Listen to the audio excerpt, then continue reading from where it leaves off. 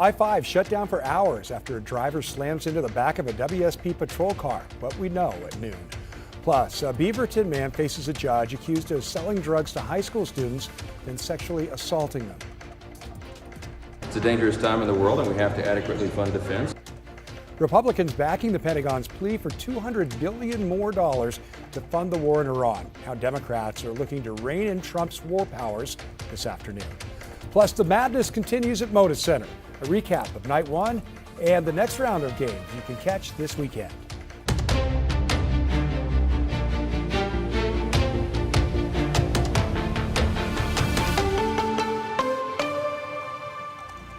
And new at noon, a person is being taken to the hospital after fire crews say they fell 20 feet out of a window in Old Town. This happened just before 11 o'clock this morning near Northwest Hoyt and 6th Avenue. And you can see the emergency responders there and the ambulance in place and heading out. Not much else is known at this hour, including the victim's condition. We'll give you an update when we get more. And good afternoon, and thank you for joining us. I'm Tim Gordon. Let's take a live look out from our Wells Fargo Skycam now. We are expecting a few bands of moisture to move through today before things kind of clear out for the weekend. Let's kick it over to Chris McGinnis. He's tracking the very latest. Chris? You stole my thunder. Sorry Things about clearing that. out for the Tell weekend. us more. There you go. We do have, yes, to your point, there is some rain, light rain that will be moving into the area as we go into the afternoon. It's actually raining lightly in northern Clark County through Cowlitz County. It's been raining on and off for the last 3 hours in Columbia County and, of course, along the North Oregon coast from Tillamook north up through Astoria and towards the Long Beach Peninsula. The scan right now shows radar showing some returns over on the east side of Portland. I don't know that any of that's actually reaching the ground. May very well be evaporating before it does. But eventually, this band of rain will pass on through. That will bring us an increasing chance for some light rain later today. It's raining in Astoria, as we mentioned, where it's currently 55 degrees. Can barely make out the Astoria column there in the background. Meanwhile, look at the color here along the Capitol Mall in Salem. The cherry blossoms are out in all their glory. It's mild as well, 61 degrees at lunchtime there. The Dow's looking back at a little cloud cap over Mountain Hood, currently 68 in the Dow's. East side of the state looking gorgeous today, but here in the Willamette Valley in the I-5 corridor, we're watching the clouds move in, and again, that Wells Fargo sky camera showing that. In fact, now PDX at last check reporting a few light raindrops and 59 degrees. As we mentioned, east of the Cascades, a beautiful looking afternoon. West side of the state and specifically northwest Oregon and southwest Washington, that chance of rain or occasional light rain in our forecast heading into the afternoon. That will wrap up tonight and leave us with what should be a really nice first weekend of spring. More on that coming up in just a few minutes. All right, Chris, thanks. I-5 northbound is reopened at Cowlitz County after a driver slammed into the back of a Washington State patrol car. It happened just before 3 o'clock this morning. You can see the damaged vehicle there. Troopers say they were responding to a semi that had run off the road and was blocking the two left lanes of northbound I-5. And just a few minutes later, a car didn't yield to their emergency lights and slammed into the back of one of the patrol vehicles, pushing that car into another patrol vehicle. The driver was arrested for DUI and life-flighted to Peace Health Southwest with serious injuries.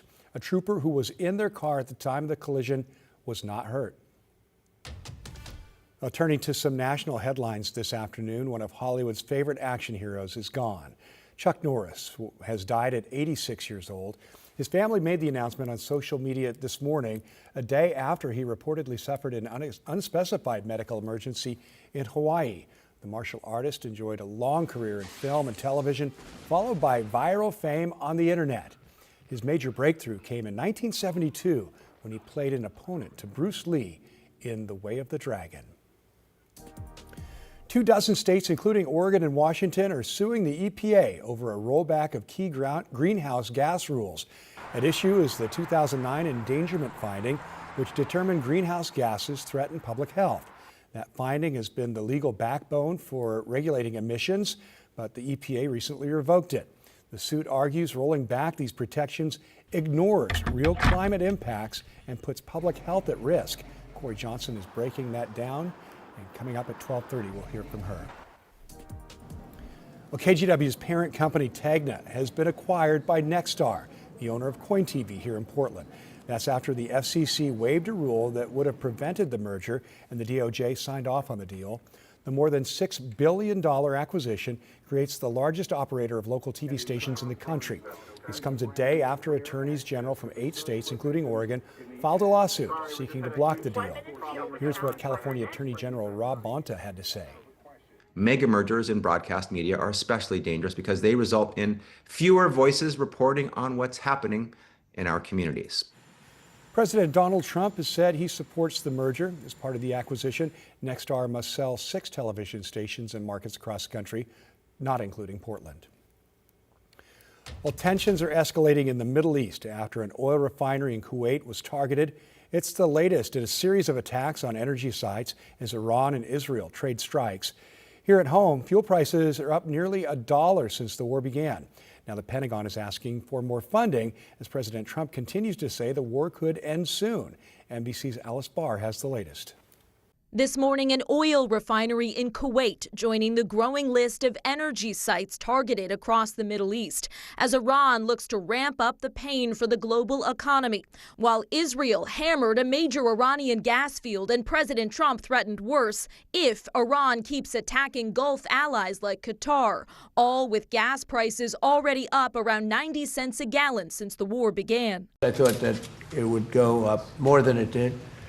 But we're doing this excursion, and when it's completed, we're going to have a much safer world. With questions mounting about how much longer the war will last, NBC News has learned the U.S. military is accelerating the deployment of thousands more Marines and sailors to the Middle East, according to 2 people familiar with the decision, who say at least 2,200 Marines are expected to deploy from San Diego in the coming days. President Trump again pressed on plans for boots on the ground. I'm not putting troops anywhere.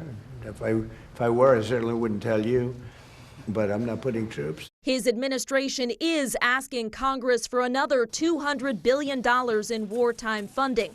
House Speaker Mike Johnson backing the president's approach. I think the mission is all but complete.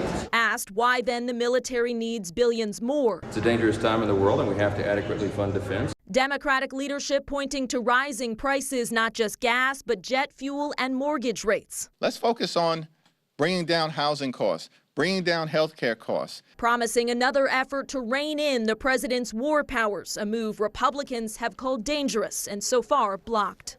In Washington, Alice Barr, NBC News. And as we mentioned, Americans are also having to pay more at the pump. According to AAA, Oregon's average price for gas is now up to $4.78 a gallon. Washington has an average of $5.22 a gallon. The national average is at $3.91.